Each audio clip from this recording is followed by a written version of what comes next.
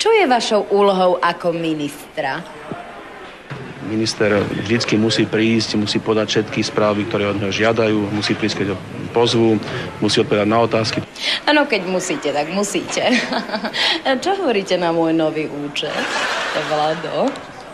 Keďže nenastávajú žiadne nové skutočnosti, nechápem, prečo mám znova reagovať. Ale akože nejaké nové okolnosti? Mám ho 30 sekúnd. 2756 korún bez DPH. Neviem, prečo by som sa mal k tomu vyjadrovať znova. Ale Vlado, ako znova? Veď si mi neodpovedali. Všetky otázky som zodpovedal. Ale trd bukový. K môjmu účesu si sa ešte nevyjadril. Ale veď k tomu som sa vyjadril veľmi jasne. Kedy?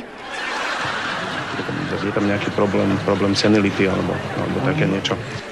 Počúvaj, keď mi neodpovieš, tak sa zastrelím. Dobre? Dobre, môžem ísť?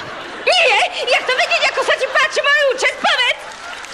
No tak, prosím vás, nie, že by som vás chcel podozrievať zo senility, ale takéto podozrenia naozaj akože vystupujú na povrch. Prečo, Vlado, prečo?